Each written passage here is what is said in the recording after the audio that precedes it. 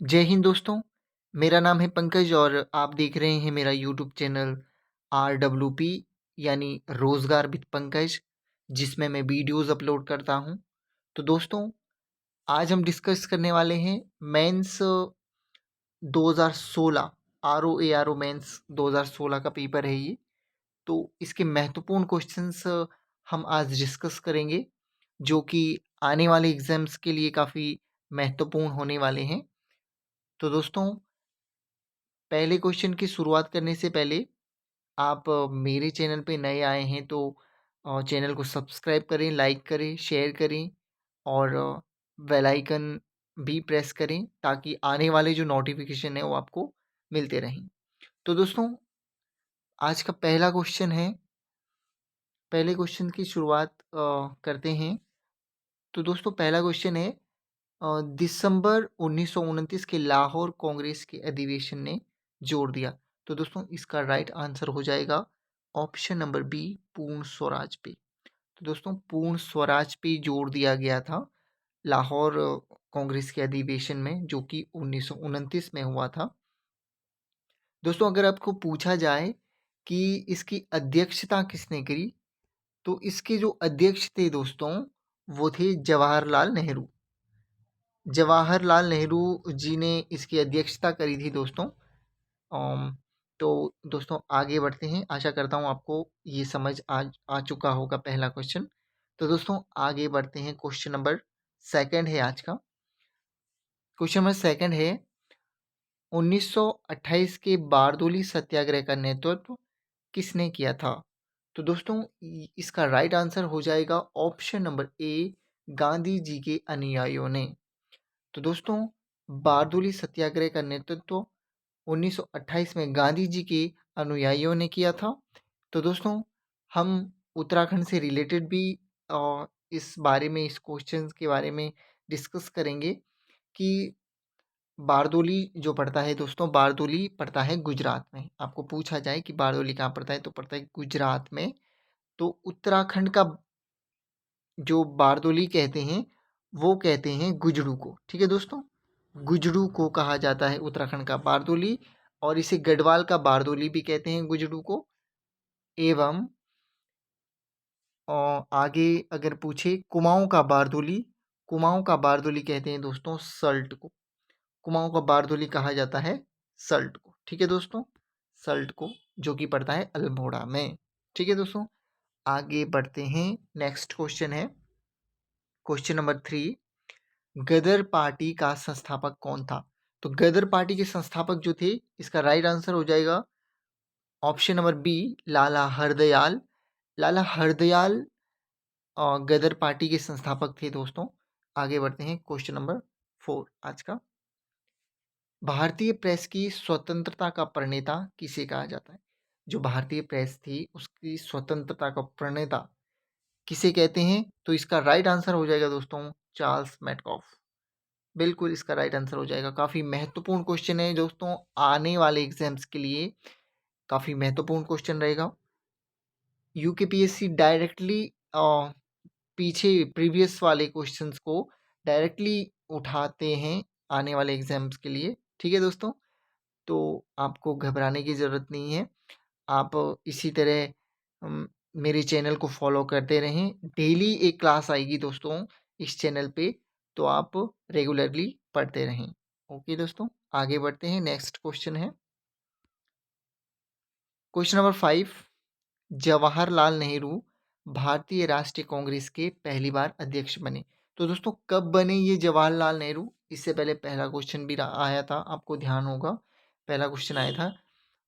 तो उसी से रिलेटेड है ये। जवाहरलाल नेहरू पहली बार कब बने थे? तो 1929 में जवाहरलाल नेहरू, इसका राइट आंसर पहला हो जाएगा, पहला ऑप्शन।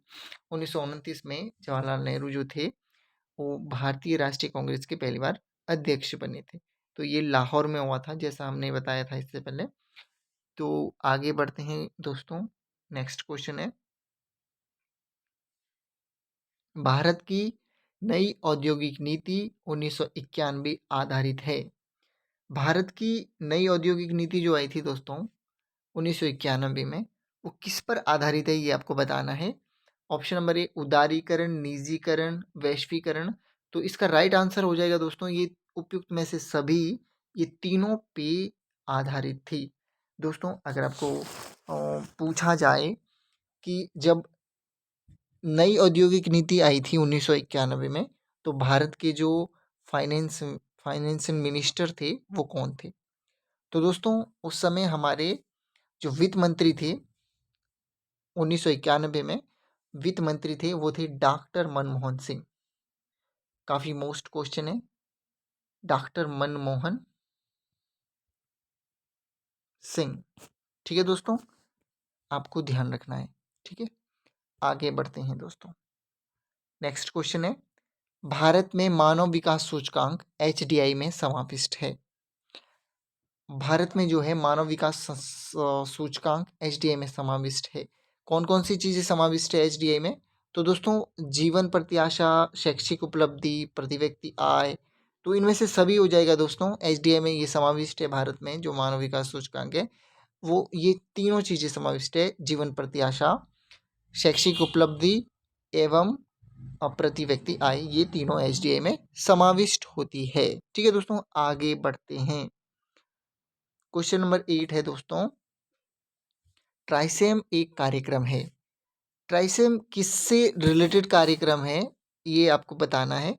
ट्राइसेम जो कार्यक्रम है इसका राइट आंसर हो जाएगा दोस्तों ग्रामीण विकास का। ट्राइसेम एक कार्यक्रम ग्रामीण विकास का कार्यक्रम है, आपको पता होना चाहिए। ट्राइसेम जो कार्यक्रम अगर आपको पूछा जाए ट्राइसेम कार्यक्रम की शुरुआत कब हुई, आपको डेट सहित अगर आपको बताना हो तो ट्राइसेम कार्यक्रम की शुरुआत हुई थी 15 अगस्त 1979। ठीक है दोस्तों, 15 अगस्त 1979 को ट्राइसेम कार्यक्रम की शुरुआत हुई। उस समय हमारे जो देश के प्रधानमंत्री थे, किस प्रधानमंत्री के कार्यकाल में हुई थी ट्राइसेम कार्यक्रम की शुरुआत, तो आपको बताना है। आपको घबराने की कोई ज़रूरत नहीं है। तो हमारे देश के जो 5th नंबर के PM थे वो थे चौधरी चरण सिंह। चौधरी चरण सिंह, चौधरी चरण सिंह। ठीक है दोस्तों, चौधरी चरण सिंह जो थे वो हमारे 5th नंबर के प्राइम मिनिस्टर थे। तो उनके कार्यकाल में ट्राइसेम कार्यक्रम की शुरुआत हुई थी। ठीक है दोस्तों, आगे बढ़ते हैं। 9वां क्वेश्चन है, भारतीय जीवन बीमा LIC की स्थापना किस वर्ष हुई थी? LIC की स्थापना, इसका राइट आंसर हो जाएगा दोस्तों LIC की स्थापना क्वेश्चन ऑप्शन नंबर बी, इसका राइट आंसर हो जाएगा 1956। 1956 में LIC की स्थापना हुई थी। तो आगे बढ़ते हैं दोस्तों। नेक्स्ट क्वेश्चन है आपका, भारत में पहली औद्योगिक नीति कब अस्तित्व में आई? भारत में पहली औद्योगिक नीति कब आई दोस्तों? तो इसका राइट आंसर हो जाएगा ऑप्शन नंबर सी, अप्रैल 1948 में भारत में नई औद्योगिक नीति आई थी। तो इसे जो है प्रस्तुत किसने करा था दोस्तों? अगर आपको पूछा जाए पहली औद्योगिक नीति को किसने प्रस्तुत किया, तो डॉक्टर श्यामा प्रसाद मुखर्जी। ठीक है दोस्तों, श्यामा प्रसाद मुखर्जी ने इसे प्रस्तुत किया था अप्रैल 1948 में। ठीक है दोस्तों, आगे बढ़ते हैं। दोस्तों अगला क्वेश्चन यहाँ पे हो जाएगा आपका 11 क्वेश्चन रहेगा आपका कि 14वें वित्त आयोग 2015 से 20 ने भारत के राष्ट्रपति को अपनी रिपोर्ट प्रस्तुत की। तो ये रिपोर्ट कब प्रस्तुत की थी 14वें वित्त आयोग ने भारत के राष्ट्रपति को? तो ये प्रस्तुत करी थी दोस्तों ऑप्शन नंबर ए, इसका राइट आंसर हो जाएगा दिसंबर 2014 में ये रिपोर्ट प्रस्तुत हुई थी। दोस्तों आगे बढ़ता है। नेक्स्ट क्वेश्चन है, ग्रामीण अवस्थापन विकास कोष का सृजन किसके अधीन किया जाता है?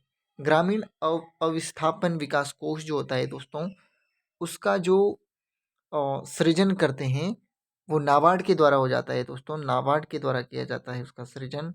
ठीक है दोस्तों, आपको समझ आ जाएगा। ऑप्शन नंबर बी इसका राइट आंसर हो जाएगा, नाबार्ड। नाबार्ड के अधीन इसका सृजन होता है। अगर आपको पूछा जाए दोस्तों कि जो नाबार्ड है उस उसका जो स्थापना हुई थी वो कब हुई थी, तो 1982 में इसकी स्थापना हुई थी।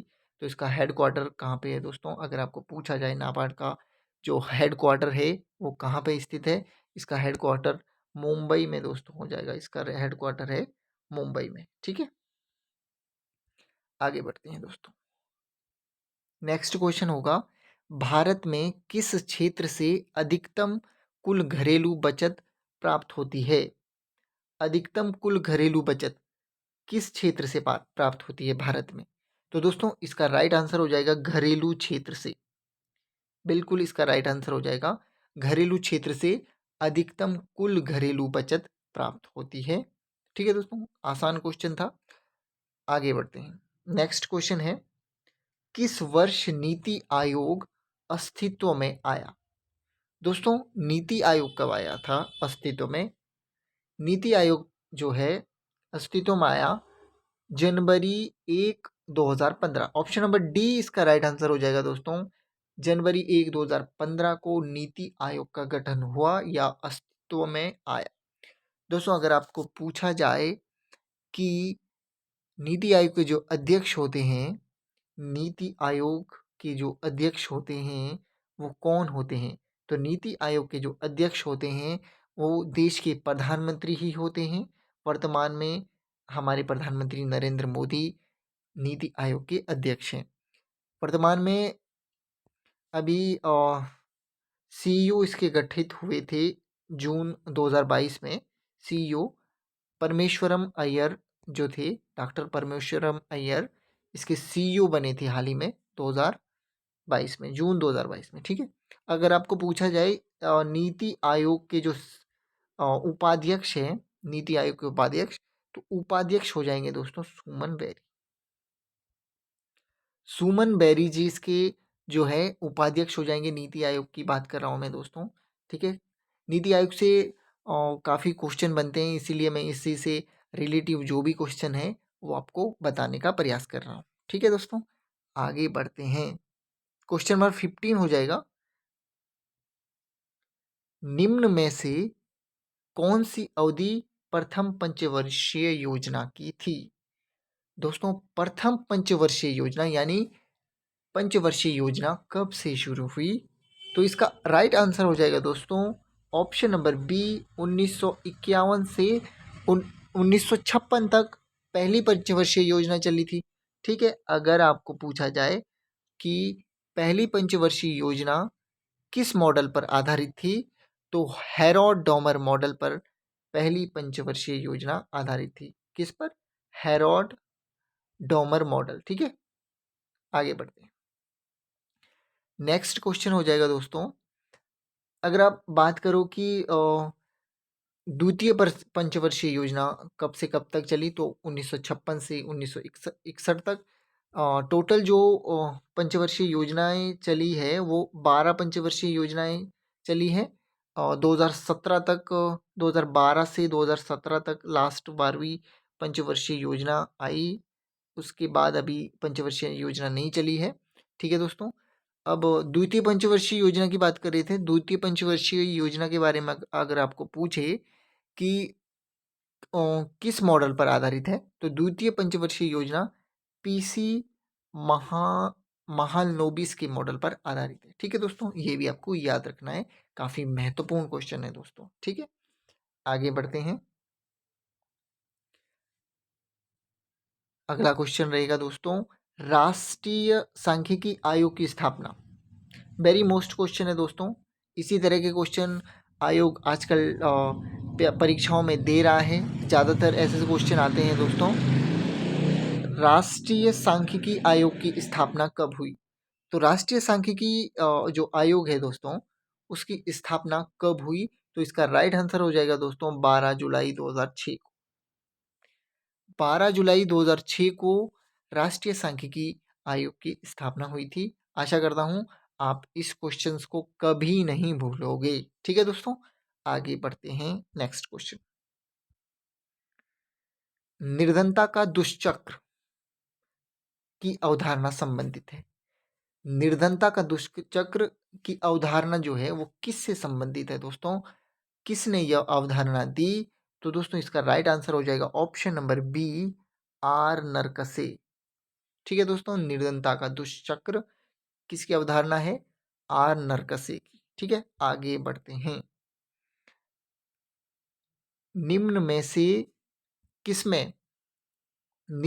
किसमें कार्बन नहीं होता? तो दोस्तों कार्बन किसमें नहीं होता है? कार्बन हीरे में होता है, आपको पता है। कार्बन ग्रेफाइट में भी होता है, आपको पता है। कार्बन कोयले में भी होता है, आपको पता है। लेकिन बलुए पत्थर में कभी कार्बन नहीं होता है दोस्तों। तो इसका राइट आंसर हो जाएगा ऑप्शन नंबर डी, बलुआ पत्थर। बलुआ पत्थर में जो है कार्बन नहीं होता है दोस्तों। काफ़ी महत्वपूर्ण क्वेश्चन है दोस्तों, मोस्ट इंपॉर्टेंट क्वेश्चन है आने वाली परीक्षाओं के लिए। ठीक है दोस्तों, जिसमें मैं मोस्ट इंपॉर्टेंट बोल रहा हूँ ना दोस्तों, वो काफ़ी आने के चांस रहते हैं दोस्तों उस क्वेश्चन के। आगे बढ़ते हैं दोस्तों। नेक्स्ट क्वेश्चन है, भारी जल है एक। भारी जल क्या है दोस्तों? भारी जल क्या है? शीतलक है, मंदक है, एक प्रकार की औषधि है, या ईंधन है? भारी जल है क्या चीज दोस्तों, ये आपको बताना। कमेंट में दोस्तों इसका आंसर दीजिएगा मुझे कि भारी जल है क्या है। तो दोस्तों भारी जल मंदक होता है, मंदक का काम करता है दोस्तों। ऑप्शन नंबर बी इसका राइट आंसर है कि भारी जल मंदक का काम करता है। मंदक आपको पता है दोस्तों, नावी के रिएक्टर जो होता है उसमें मंदक के रूप में आप ग्रेफाइट को भी यूज़ करते हो। ठीक है, और भारी जल को भी यूज़ करा जाता है, ठीक है, मंदक के रूप में। ठीक है, आगे बढ़ते हैं दोस्तों। नेक्स्ट क्वेश्चन होगा, विटामिन सी का जो रासायनिक नाम है, विटामिन सी का रासायनिक नाम क्या है? तो विटामिन सी का राइट आंसर हो जाएगा दोस्तों ऑप्शन नंबर सी, एस्कॉर्बिक अम्ल। विटामिन सी का रासायनिक नाम होता है दोस्तों एस्कॉर्बिक अम्ल। ठीक है, आगे बढ़ते हैं। क्वेश्चन नंबर 21 है, निम्न में से कौन सी धातु चाकू से काटी जा सकती है? कौन सी धातु है जो चाकू से काटी जाती है? काफ़ी इंपॉर्टेंट क्वेश्चन है दोस्तों आने वाली परीक्षाओं के लिए। कौन सी धातु है जो चाकू से काटी जाती है? तो दोस्तों चांदी को आप चाकू से नहीं काट सकते, एल्युमिनियम को भी नहीं काट सकते, जस्ते को भी नहीं काट सकते हो आप। इसका right answer option number D, sodium को आप चाकू से काट सकते हो। तो इसका राइट आंसर, बिल्कुल राइट आंसर हो जाएगा ऑप्शन नंबर डी। ठीक है दोस्तों, आगे बढ़ते हैं। नेक्स्ट क्वेश्चन रहेगा दोस्तों आपका। दोस्तों आज का नेक्स्ट क्वेश्चन है क्वेश्चन नंबर 22, चिपको आंदोलन संबंधित है। चिपको आंदोलन संबंधित किससे? ये उत्तराखंड का क्वेश्चन है दोस्तों। किससे संबंधित है? ऑप्शन नंबर सी इसका राइट आंसर हो जाएगा वन संरक्षण से। चिपको आंदोलन के बारे में अगर आपको बता दें दोस्तों, चिपको आंदोलन 1974 से स्टार्ट हुआ था और 1974 से स्टार्ट हुआ था दोस्तों चिपको आंदोलन। तो चिपको आंदोलन को शुरू किसने करा ये आपको पता होना चाहिए। रैणी गांव, चमोली के रैणी गांव से स्टार्ट हुआ था दोस्तों। गौरा देवी, आपको पता होगा इसके बारे में। गौरा देवी ने शुरू करा था चिपको आंदोलन को। और पर्यावरणविद सुंदरलाल बगुणा और चंडी प्रसाद भट्ट जी जो थे, उन्होंने काफ़ी ऊंचाइयों तक इसको लिया था चिपको आंदोलन को। ठीक है, आगे बढ़ते हैं दोस्तों। नेक्स्ट क्वेश्चन है आज का क्वेश्चन नंबर 23, निम्न में से कौन सी विधि या प्रक्रिया जैव प्रौद्योगिकी है? निम्न में से कौन सी विधि या प्रक्रिया जैव प्रौद्योगिकी है? तो दोस्तों इसका राइट आंसर हो जाएगा दही बनना। दही बनना जो है दोस्तों जैव प्रौद्योगिकी है। ठीक है, और दूध से जब दही बनता है दोस्तों, ये रासायनिक परिवर्तन होता है, रासायनिक परिवर्तन, और ये जैव प्रौद्योगिकी है दूध से दही बनना। ठीक है, लैक्टोबैसिलस जो होता है दोस्तों, वो दूध से दही बनने में सहयोग करता है। ठीक है, बैक्टीरिया है, होता है एक लैक्टोबैसिलस, वो दूध से दही बनने में सहयोग करता है। ठीक है, तो दोस्तों आज के लिए बस इतना ही। और भी क्वेश्चंस थे और उससे वीडियोस जो है लंबी बन जाती है। तो दोस्तों आपको ऐसी ही मज़ेदार वीडियो के साथ में मिलूँगा, तब तक के लिए मुझे दीजिए इजाज़त और नमस्कार।